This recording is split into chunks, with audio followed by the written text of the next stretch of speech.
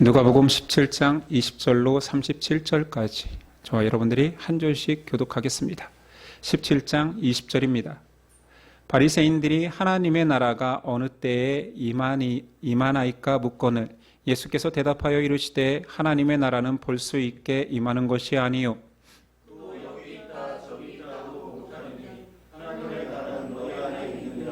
또 제자들에게 이르시되 때가 이르리니 너희가 인자의 날 하루를 보고자 하되 보지 못하리라.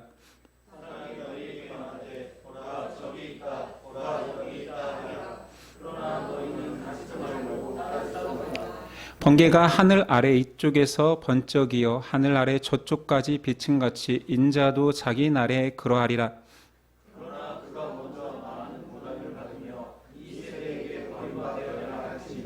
노아의 때에 된 것과 같이 인자의 때에도 그러하리라.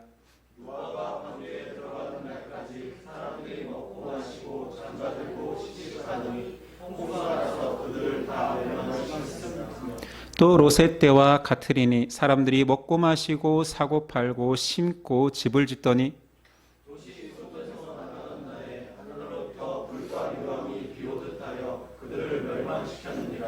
인자가 나타나는 날에도 이러하리라.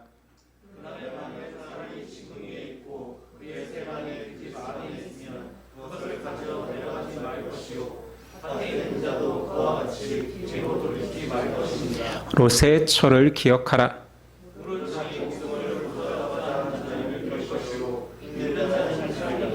내가 너희에게 이르노니 그 밤에 둘이 한 자리에 누워 있음에 하나는 데려감을 얻고 하나는 버려둠을 당할 것이요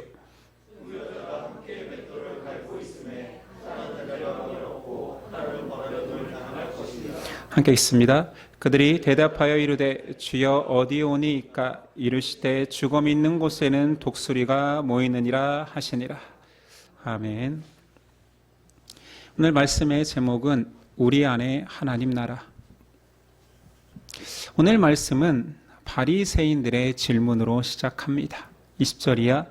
바리새인들이 하나님의 나라가 어느 때에 임하나이까 묻거늘 예수께서 대답하여 이르시되 하나님의 나라는 볼 수 있게 임하는 것이 아니요 또 여기 있다 저기 있다 하고도 못하리니 하나님의 나라는 너희 안에 있느니라. 예수님께서 하나님의 나라에 대해서 너무 중요한 내용을 설명하고 있습니다. 바리새인들이 묻기를 어느 때 임합니까? 라고 하는데 예수님 때에 대한 대답은 안 하시고 하나님의 나라는 볼 수 있게 임하는 것이 아니라 말씀합니다. 어찌 보면 동문서답같지요. 그러나 예수님의 대답은 사람들이 궁금해하는 것의 본질을 말합니다. 사람들은 하나님의 나라라는 것이 가시적으로 보여서 내일 임하면 저기에 임하는구나, 1년 후에 임하면 저기에 보이니까 임하는구나 라고 생각한다라는 거지요. 그러니 때에 대해서 물었지만 예수님은 볼 수 없다라고 말씀하십니다. 그러시면서 또 여기 있다 저기 있다고도 못하리니 하나님의 나라는 너희 안에 있다라고 말합니다. 가시적으로는 볼 수 없으나 너희 안에 있다. 자, 이 너희 안에가 너무 중요하겠죠. 바리새인들이 질문했는데 예수님이 너희 마음속 안에 있어 이렇다라면 의미가 틀리겠지요. 예수님은 오히려 바리새인들이 하나님 나라에서 멀어졌다고 했으니까요. 그렇다면 이건 너희, 지금 물은 사람의 마음속에 있다라는 것이 아니라 너희들 안에 있다. 지금 이 가운데 있다.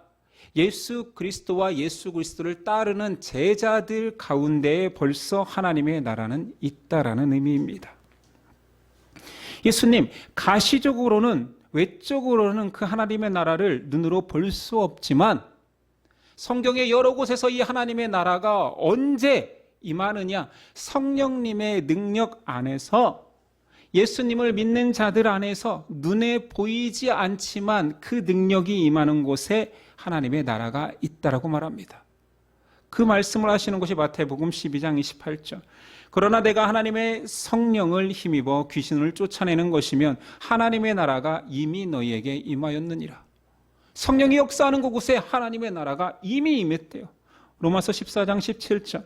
하나님의 나라는 먹고 먹는 것과 마시는 것이 아니요 오직 성령 안에 있는 의와 평강과 희락이니라. 하나님 나라 보이는 거 아니야. 그러나 하나님이 영이 임하는 곳에 하나님의 나라가 벌써 임했다 말하고 있지요. 자, 우리가 여기 하나님 나라를 사모하는 그의 백성으로서, 그 나라에 들어갈 사람으로서 우리는 하나님 나라를 정확히 규정해야 됩니다. 하나님의 나라는 예수 그리스도 안에 있던 나라입니다. 예수님이 2000년 전에 오셨기 때문에 예수님과 함께 하나님의 나라는 도래했습니다. In Christ, 예수님 안에 있던 그 하나님의 나라가 우리가 예수님을 믿음으로 말미암아, 예수 십자가 공로로 말미암아 우리 안에서 이루어진 것이지요. 자, 그래서 여러분들이 하나님 나라 하면 꼭 두 가지를 기억해야 됩니다. 하나님의 나라는 그리스도의 임재와 함께 이미 우리 가운데, 믿는 자들 가운데 임하였습니다. 이미, already, 이 단어를 꼭 기억하십시오. 그러나 하나님의 나라는 완성되지 않았습니다. 예수님 다시 오시는 그날 완성되죠. 아직 완성되지 않았기 때문에 우리가 하나님 나라를 이해할 때는 이미 임한 하나님 나라지만 아직 not yet, 아직 완성되지 않았다. 이것만큼 성경에서 예수님이 말씀하신 하나님 나라를 더 이상 설명할 길은 없습니다. 자, 그렇다면 지금 바리새인과 제자들과 함께하는 이 자리에서 예수님한테 하나님 나라가 언제 임합니까 했을 때의 정확한 답은 나와 함께 벌써 하나님 나라는 임했다 이겠지요.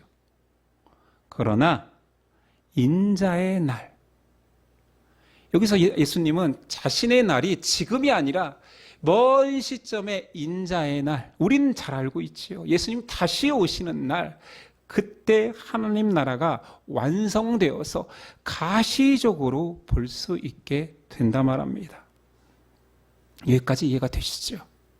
여러분들이 자녀에게든 주변 사람에게든 아니 너희는 하나님 나라를 믿는다면서 어디 있어? 라고 말한다라면 예수 믿는 사람들 속에 성령의 능력으로 벌써 임했어. 그러나 가시적으로 보는 그날은 예수님 다시 오실 때 완성된다라고 설명해 주시면 됩니다. 22절, 또 제자들에게 이르시되 때가 이르리니 너희가 인자의 날 하루를 보고자 하되 보지 못하리라. 자, 이 말의 뜻은 말 그대로입니다. 지금 이곳에 같이 있는 자들, 바리새인이 됐건 예수님의 제자들이 됐건 단 하루에 하나님 나라를 눈으로 보기를 원하지만 아무도 단 하루도 보지 못할 거야 라는 말씀이시지요. 말의 의미는 그렇지만 그 다음 절과 연결해서 그 속뜻을 찾아본다라면 하나님 나라가 완성되기 이전에 너희는 큰 환난과 핍박이 임해서 이미 임한 하나님의 나라를 가지고 있는 너희라 할지라도 간절히 단 하루만이라도 보여주십시오 라고 원할 것이다. 23절이야. 사람이 너희에게 말하되 보라 저기 있다 보라 여기 있다 하리라. 그러나 너희는 가지도 말고 따르지도 말라. 번개가 하늘 아래 이쪽에서 번쩍이어 하늘 아래 저쪽까지 비침같이 인자도 자기 날에 그러하리라. 그러나 그가 먼저 많은 고난을 받으며 이 세대에게 버림바 되어야 할지니라. 갑자기 하나님 나라를 보게 될 텐데 그 전에 내가 고난을 당할 거야. 예수님의 고난은 알다시피 예루살렘에서 있을 십자가 죽음의 고난입니다. 많은 사람들이 교회는 언제 이루어졌냐 했을 때 오순절날 성령이 임했을 때 교회가 이루어졌다. 하나님을 믿는 사람들의 회가 이루어졌다라고 말하는데 교회의 시작은 사실 예수 그리스도께서 십자가를 지시고 부활하심과 함께 교회는 시작되었습니다. 그 교회, 믿는 자들 속에는 무엇이 있느냐? 하나님 나라가 있는 것이지요. 그러면 그 하나님 나라를 소유한 교회는 언제 가시적으로 하나님의 온전한 나라를 보게 되느냐? 예수님 다시 오실 때. 그런데 그 중간에는 뭐가 있다고요? 시련과 유혹이 있습니다. 이 말씀을 오늘 말씀에서는 구체적으로 말씀하시지 않지만 예수님 제자들과 함께 드디어 예루살렘에 입성했을 때 가장 화려하고 가장 멋져 보이는 저 멀리 예루살렘 성전을 보며 대화하시는 내용이 누가복음 21장에 나옵니다. 헤롯이 그 성전을 얼마나 크고 아름답게 지었는지 보는 사람들마다 다 감동하는 거예요. 제자들도 예수님 보십시오. 놀랍지 않습니까? 헤롯은 유대인이 아니었습니다. 그가 유대인들의 마음을 사기 위해서 로마의 건축 양식을 가지고 그대로 헤롯 성전이라 불리죠. 하나님의 성전인데 헤롯이 지었기 때문에 헤롯 성전이라 불리는 그 성전을 어마어마하게 크고 화려하게 지었습니다. 자그마치 83년 동안. 그 성전을 보면서 예수님 보십시오. 이 성전, 하나님의 성전이 얼마나 아름답습니까? 그때 예수님께서 마이크가 좀 안 나와주네요. 예수님께서 이렇게 말씀하십니다. 돌 하나도 돌 위에 남지 않고 무너지리라.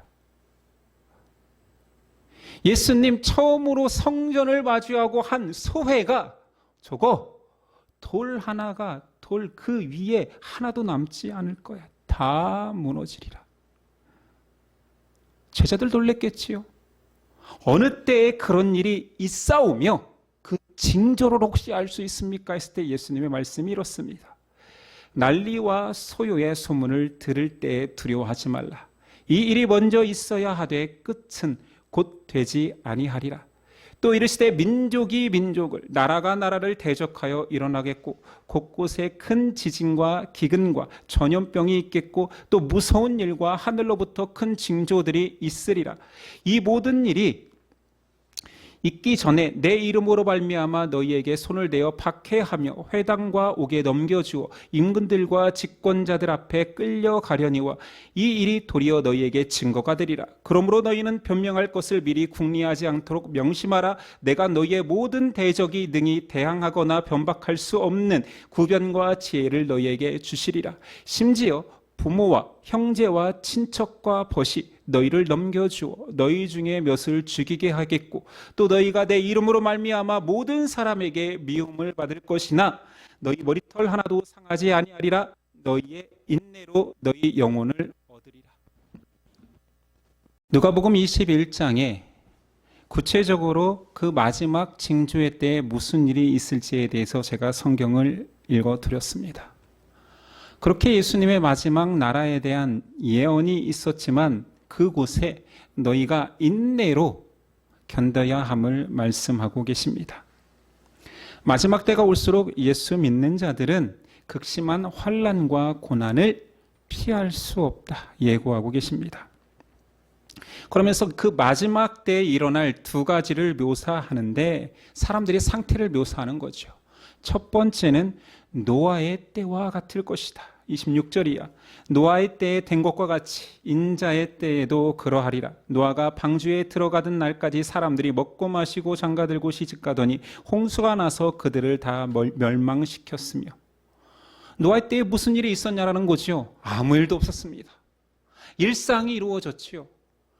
그들은 하나님이 곧 심판하리라는 노아의 음성에 아무도 귀 기울이지 않고 그냥 자신의 일상을 살았습니다. 시집가고 장가가고 곡식을 심고 거두고 평범한 일상이 나쁜 것은 아니잖아요. 그런데 문제는 하나님에 대해서 관심이 없는 때에 이때를 조심하라 말합니다. 예수님 이 시대를 무엇에 비유할고 하시면서 피리를 불어도 춤을 추지 않고 곡을 해도 울지 않는 시대다. 어떠한 영적인 사건이 일어나도 반응하지 않고 무관심한 세대를 말합니다. 두 번째, 사람들의 상태는 롯의 때와 같으리라. 28절이 하죠. 사람들이 먹고 마시고 사고 팔고 심고 집을 짓더니 롯이 소돔에서 나가던 날에 하늘로부터 불과 유황이 비오듯 하여 그들을 멸망시켰느니라. 인자가 나타나는 날에도 이러하리라. 롯의 때 심판이 당장 곧 이루어지는데 모든 사람들이 똑같습니다. 그냥 먹고 마시고 노아의 때하고 똑같아요. 더욱이 롯의 때는 소돔과 고모라를 이야기하고 있으니 일상을 살 뿐만 아니라 욕망에 사로잡혀 있었죠. 쾌락을 탐하고 있었죠. 그렇게 욕망을 탐하고 있던 그 일상을 열심히 살아가던 자기 만족의 사람들 속에 불현듯 호련히 아무도 인지하지 못하는 때에 심판이 떨어진 것입니다. 아니, 롯과 그의 가족들 입장에서는 경고라도 들었지만 그렇게 일상을 열심히 살면서 탐욕 속에서 즐기던 사람들 속에는 아무 경고도 없었던 거예요. 그냥 호련히 임한 거예요. 그렇게 마지막 때가 온다라고 말씀하십니다. 그러면서 예수님 그 마지막 때를 대하는 성도들에게 세 가지 권면을 하십니다. 첫 번째, 집으로 돌아가지 말라. 31절. 그날에 만일 사람이 지붕 위에 있고 그의 세간이 그 집 안에 있으면 그것을 가지러 내려가지 말 것이요 밭이 있는 자도 그와 같이 뒤로 돌이키지 말 것이니라. 이 말씀도 다시 성전을 보면서 제자들과 이야기했던 그 말씀 21장으로 돌아가면 구체적으로 언급되어 있습니다. 21장 20절 이하. 너희가 예루살렘이 군대에게 에워싸이는 것을 보거든 그 멸망이 가까운 줄을 알라. 그때 유대에 있는 자들은 산으로 도망할 것이며 성내에 있는 자들은 나갈 것이며 촌에 있는 자들은 그리로 들어가지 말지어다. 이 날들은 기록된 모든 것을 이루는 징벌의 날이니라. 그날에는 아이벤 자들과 젖먹이는 자들에게 화가 있으리니 이는 땅에 큰 환난과 이 백성에게 진노가 있겠음이로다. 그들이 칼날에 죽임을 당하며 모든 이방에 사로잡혀 가겠고 예루살렘은 이방인의 때가 차기까지 이방인들에게 밟히리라. 자, 마지막 때에 어떤 일이 있습니까? 라는 질문을 했고 그 질문을 예수님이 이렇게 답변했다라면 예수님이 부활하신 이후에 다시 오겠다고 했으면 이 말씀을 다 붙들고 있을 거 아니에요. 아, 마지막 때에는 이런 일이 있을 거야. 예루살렘이 둘러싸일 거야. 그 날에 뒤도 돌아보지 말고 도망치라 했어. 산으로 올라가라고 했어. 실제로 AD 70년에 로마는 이스라엘을 통치하면서 로마는 그 당시에 전 세계를 통치하면서 그 모든 땅을 자신들의 오롯한 권력으로 통치하기 힘들어서 통치하는 나라에 자유권을 주었습니다. 심지어 종교의 자유도 주었어요. 그러나 황제는 숭배해야 했지요. 유대인에게는 그 자유가 아닌 거예요. 우리는 유일신 하나님만 섬겨야 되는데 황제도 신으로 여기고 로마 신도 섬기라 하니 계속 반란이 일어났습니다. 그래서 로마 입장에는 유대인들을 가만둘 수 없어서 로마 장군 티투스에 의해서 그들을 점령하게 합니다. AD 70년에 그렇게 이스라엘이 포위됐을 때 예수 믿는 사람들은 예수님이 하셨던 그 마지막 때의 말씀이 기억나는 거예요. 이 성읍이 포위될 때 뒤도 돌아보지 말고 도망쳐라. 그래서 실제로 다 도망쳤습니다. 아, 마지막 때가 곧 임하는구나. 예수님의 징조가 이루어지는구나. 도망치는 자들을 향하여서 아직도 유대교인이었던 유대인들은 비난했겠죠. 이 매국노들, 비겁한 놈들, 비방했습니다. 그런데 티투스 장군이 와서 예루살렘을 온전히 몰살하고 성전을 파괴해서 돌 하나도 돌 위에 남지 않고 심지어 성전에서 돼지피로 제사 지르고 모함까지 이루어지는 일이 있었습니다. 자, 이 일이 역사 속에서 왜 중요하냐? 이 일이 예수님 마지막 때의 예언이라 말씀하셨는데 마지막 때가 아니었습니다. 그러나 이 사건으로 말미암아 이스라엘은 유대인들이 유대교와 기독교 같이 섞여서 여호와 하나님과 동일한 그 하나님을 믿기 때문에 섞여 살았습니다. 예수님도 첫 설교를 회당에서 했죠. 유대 회당에서 첫 설교를 했었습니다. 근데 이 사건 이후에 기독교와 유대교가 완전히 분리되었습니다. 그리고 많은 기독교인들은 말씀을 붙들고 예루살렘을 떠났기 때문에 살아서 복음을 전할 수 있는 일꾼들이 되었습니다. 이것이 바로 예언의 이중성입니다. 하나님의 말씀은 현세에서도 이루어지며 우주적 종말을 향해서도 그 말씀은 계시되는 것이지요. 하나님의 말씀에 순종한 사람들에 의해서 하나님 나라를 품은 교회가 온전히 이루어질 수 있었습니다. 유대교와 완전히 분리될 수 있었습니다. 그러나 교회가 하나님 나라는 아닙니다. 완전한 하나님 나라는 예수님 오시는 그때에 완성될 나라잖아요. 그러므로 예수님이 오늘 예언하시는 이 말씀은 지금도 유효합니다. 그러니까 31절을 그걸 붙들고 있었던 AD 70년의 사람들은 그들을 구원하는 말씀이 됐을지 모르지만 마지막 날이 아니었지만 우리에게는 또다시 우리를 구원하는 어떤 전쟁의 소용돌이에서 우리를 살리는 말씀이 될 수도 있겠지만 종국적으로 예수님 마지막 날에 이런 일이 있을 거라 했으니 마지막 날을 기다리는 우리에게는 마지막 메시지인 거지요. 그날이 가까울수록 그날에 어떤 일이 벌어지느냐, 난리와 난리 처처의 기근과 전쟁이 일어날 때 어떻게 하라고요? 집에 들어가지 말래요. 그러니까 여러분들이 여의도 광장으로 갔었어야죠. 집에 가지 말고. 그런 의미 아닙니다. 집에 들어가지 말라라는 말이 무엇입니까? 아니, 일하고 있다가 밭에서 말씀을 기억하는 자들은 집에 세간살이를 가지러 가지 말고 뒤돌아서 산으로 올라가래요. 무슨 말이에요? 전쟁이 일어나면 무조건 도망치라는 메시지입니까? 말세를 살아가는 성도들에게 집에 세간살이, 집에 있는 내가 이루어 놓은 것들을 가지려 하지 말고 하나님의 말씀을 붙들고 그 말씀이 명령하는 대로 순종하며 살라라는 뜻입니다. 이게 집에 들어가지 말라라는 표현인 거지요. 두 번째 권면은 롯의 생각하라. 롯의 처는 어떤 자입니까? 소돔과 고모라가 멸망할 때 하나님이 롯의 가족들을 구원하기 위한 분명한 메시지를 주셨습니다. 뒤돌아보지 말고 도망쳐라. 롯의 처는 뒤돌아보아 서공기동이 되었습니다. 자신들이 쌓아놓은 집, 재산이 계속마음에 걸렸던 것이지요. 뒤돌아보아 서공기둥이 된 것처럼 롯의 처를 기억하라. 말세를 사는 성도들에게 예수님은 뭐라 말씀하시냐면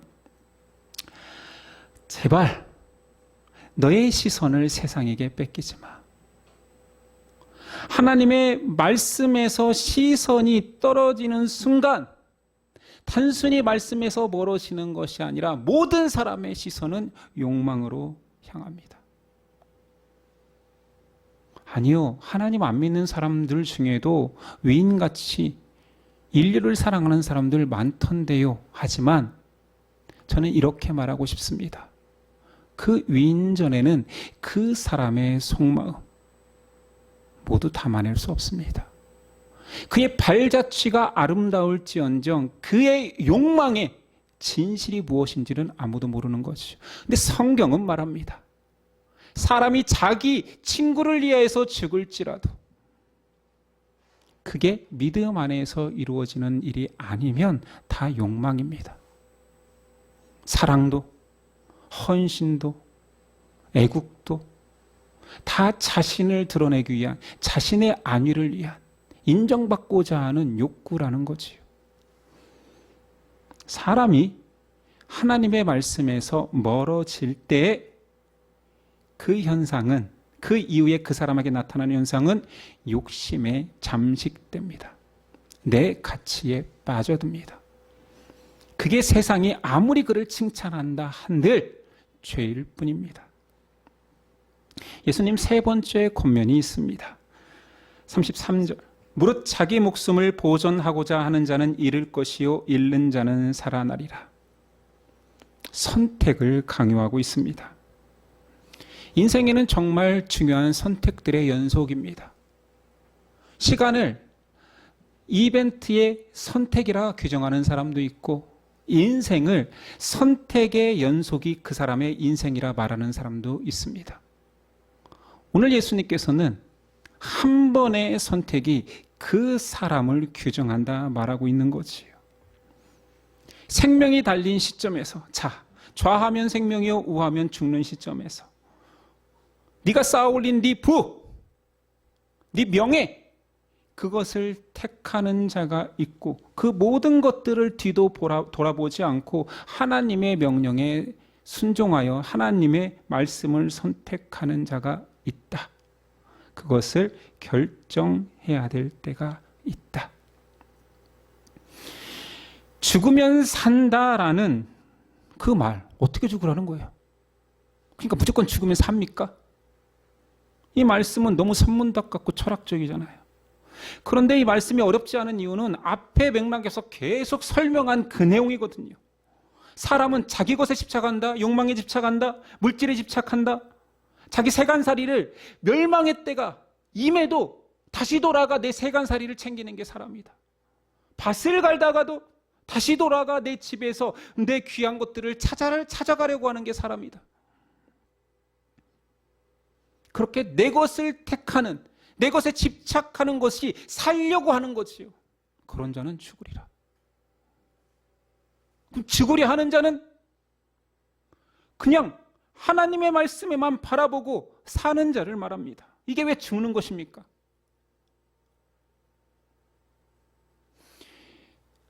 예수님은 우리에게 죽으라 하지 않습니다. 죽어 십자가의 길이 죽음의 길이니까 그냥 십자가에 떠밀려서 가. 그냥 고난의 길, 힘든 길만 택해서 가. 이런 말이 아닌 거지요. 말씀 안에 사는 그 길이 항상 고난이 있을 것이다. 여러 가지 선택 속에서 말씀을 택하는 길이 더 힘든 길일 것이다. 사람들이 찾지 않는 길이야. 좁은 문이야. 좁은 길이야. 고로 예수님이 선택하라는 그 죽는 길은 말씀에 자신을 맡기는 길입니다. 계속 17장에 나왔던 이야기를 빗댄다라면 종의 삶이죠. 아니, 종이 자기 살려고 막 주인의 물건을 꼽을 치고 쌓아놓고 이럽니까? 아니요. 그는 그냥 죽은 자예요. 주인의 말씀에 순종하는 것이 그의 삶이에요. 무익한 종이라 고백할 수밖에 없습니다. 이것이 죽는 삶이라는 거지요. 주인이 하라 하면 하고 멈추라 하면 멈추고 아무리 힘들게 노력했다 하더라도 더 하라 하면 하는 것입니다. 말씀에 순종하는 삶이 죽는 삶입니다. 그러니 어렵지. 예수님 이 말씀의 마지막으로 인생의 결말을 설명하십니다. 두 가지 비유로. 그러니까 여러 가지 두 가지가 계속 나오잖아요. 그 두 가지의 내용은 이렇습니다. 34, 35절. 내가 너희에게 이르노니 그 밤에 둘이 한 자리에 누워 있음에 하나는 데려감을 얻고 하나는 버려둠을 당할 것이요. 이 한 가지와 또 한 가지. 두 여자가 함께 맷돌을 갈고 있음에 하나는 데려감을 얻고 하나는 버려둠을 당할 것이니라. 똑같은 일을 하고 있습니다. 그냥 둘 다 자고 있어요. 그런데 그날에 하나는 데려감을 얻고 하나는 버려둠을 당하고 두 여인이 똑같이 맷돌을 갈고 있습니다. 일상의 일을 열심히 하고 있습니다. 직장에 다니고 있습니다. 그러나 호련히 한 사람은 데려감을 받고 얻고 한 사람은 버려둠을 당합니다. 사람의 선택에 의해서 극단적으로 양분되는 때가 있습니다. 한 번에 분리죠. 단 한 번의 분리입니다. 영원한 결정입니다. 이것을 우리는 심판이라고 합니다. 아니, 단 한 번의 결정으로 모든 것이 끝난다라면 얼마나 무섭습니까? 그런데 이 무서움을 인지하지를 못해요. 내일 잘 믿어도 되지. 내일 전도해도 되지. 내일 예배 드려도 되지. 호련히 아무도 인식하지 못하는 그 잠자리에서 열심히 살아가는 그 일터에서 한 사람은 들림받고 한 사람은 버려둠을 당합니다. 여러분, 인생 왜 삽니까? 왜 그렇게 열심히 사십니까? 크리스찬들은 분명한 목적이 있습니다. 이 한 번의 선택에서 하나님에게 선택받기 위해서 그렇게 살아가는 것입니다. 우리뿐만 아니라 모든 인류들이, 모든 사람들이 이 한 번의 선택을 준비하며 살아가는 것입니다. 버려둠을 당한 자들은 죽음의 심판, 영원한 죽음입니다.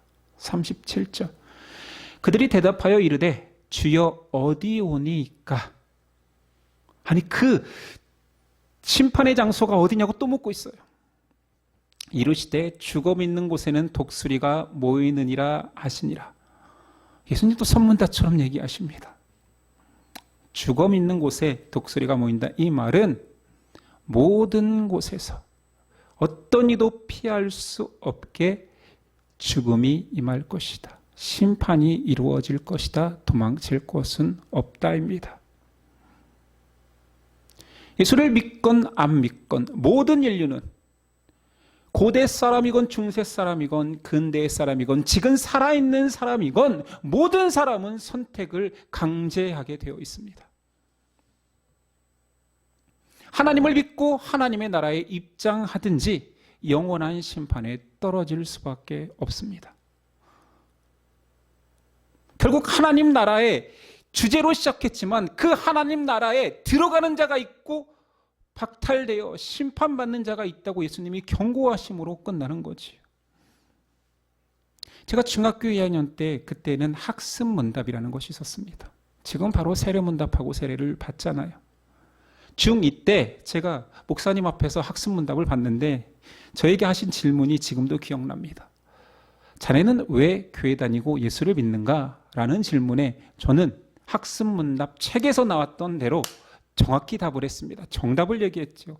하나님께 영광 돌리고 그분의 뜻대로 살기 위함입니다. 대충 이렇게 얘기했던 것 같아요. 그런데 목사님이 난 분명히 정답을 얘기했는데 아니 그니까 왜 교회 다니냐고, 왜 예수님 믿냐고, 하나님께 영광 돌리고, 이 친구 보게 너 왜 교회 다니냐고 그냥 묻잖아. 제가 쭈뼛쭈뼛 대답을 못했더니 그냥 목사님이 말씀하셨어요. 너 천국 가려고 교회 다니는 거 아니야? 천국 가려고 교회 다니는 거 아니야? 그 대답이 중2에게는 맞는 답인 거죠. 솔직한 답인 거지.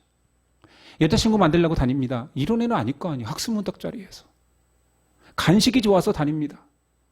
찬양팀이 멋져 보여서 다닙니다. 물론 애들이 여러 가지 의유가 있지만 학습문답 자리에서 목사님이 원하는 답은 예수님을 믿어서 천국에 가는 것이 목적인 거지.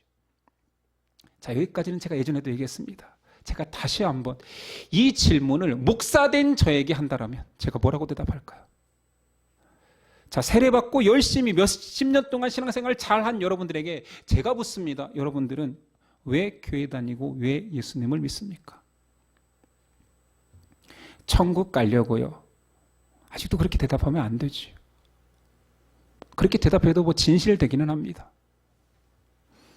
저한테 묻는다라면 저도 고민하고 이 질문을 다시 저한테 반문하며 대답해 봤습니다. 저는 내 안에 믿음으로 말미암아 하나님 나라가 이미 임했으니 하나님의 백성으로 살 수밖에 없습니다. 이게 저의 답입니다. 정답이라 말하지는 않겠습니다. 왜냐하면 저의 고백이니까요. 목사님 왜 교회 다니시고 왜 예수님 믿습니까? 내 밥벌이야. 나 이게 직업이야. 틀린 말은 아니지만 바른 대답은 아니지요. 제가 왜 아직도 목사를 하고 있냐 묻는다라면, 왜 예수님을 잘 믿고 싶어 하는지 묻는다라면, 내 안에 하나님 나라가 임재했으니, 이미 임했으니 하나님의 백성으로 살 수밖에 없기 때문에 예배도 드리는 거고 목사도 하는 거고 앞으로 죽는 한이 있더라도 그렇게 살다 죽을 수밖에 없는 거예요. 그럴 수밖에 없는 것입니다. 오늘 예수님은 하나님 나라에 말씀하시면서 이미 너희에게, 우리 가운데, 너희 속에 임하였다. 어디서 하나님 나라를 찾습니까? 예수님을 믿고 따르는 우리 속에 있는 것을요. 어떻게 나타납니까? 성령의 통치하심으로, 성령의 능력으로. 내가 때로는 사람들을 권면하고 하기 힘든 사랑을 해내고 하기 힘든 용서를 할 때 성령이 내 안에서 하나님 나라로 작동하시고 계시는 거지. 예수님 하나님 나라를 여러분은 기억해내야 됩니다. 지식적으로 알아야 돼요. 하나님 나라는 예수님 초림과 함께 이미 예수님을 믿는 자들 가운데 임하였고, 동시에 not yet, 아직 완성되지 않았지만 예수님 다시 오시는 그날, 그렇게 이식하신 하나님 나라를 가지고 있는 사람들에 의해서, 예수님 다시 오실 때 완성되면 그들에 의해서 하나님 나라의 백성들이 입장하는 것입니다. already not yet, 잊지 않으면, 잊으면 절대 안 되지요. 완성되는 그날은 인자의 날, 그리스도께서 다시 오시는 날. 하나님의 나라는 2000년 전 예수님께서 오셨을 때 왕이 오셔서 나라가 세워졌습니다. 그때 믿음으로 인친 백성들을 예수님이 부르셨지요. 2000년이 지난 지금 인친 백성으로 우리가 지금 반응하고 있는 것입니다. 이 얼마나 놀라운 축복입니까? 얼마나 놀라운 기적입니까? 여러분들이 지금 예배하고 있는 것은 여러분의 공로가 아니에요. 은혜입니다. 반응하고 있잖아요. 주의 나라를 인정하는 자들이, 그의 백성이 지금 하나님을 예배하고 있잖아요. 그러나 완성이 아닙니다. 예수님 다시 오실 것입니다. 왕으로 승전가를 부르면서 나타나실 것입니다. 충성된 백성들이 그 나라에 함께 영광을 누릴 것입니다. 그러나 그 기간 동안 유혹과 시련이 있습니다. 내 욕망, 내 가치, 그것과 하나님 말씀을 선택하는 기로에 설 것입니다. 우리뿐만 아니라 세상 모든 사람들은 이 선택을 강제받습니다. 네 뜻대로, 네가 신인 것처럼 절대자가 없는 삶을 추구할래? 아니면 창조주를 기억하여 그분 앞에 가서 그분의 구원의 방식 예수 그리스도를 믿을래? 선택해야 됩니다. 너무 감사한 것은 우리는 예수님이 오셔서 복음의 씨앗을 우리 가운데 심어버리셨지요. 하나님 나라의 소망이 빼앗겨지지 않습니다. 얼마나 감사합니까? 주의 백성들이여, 그날을 기다립시다. 소망합시다. 영광의 날에 우리는 승전가를 부르며 그 나라의 백성으로 가시적인 하나님 나라, 그곳에서 함께 영원히 살 것입니다. 기도하겠습니다.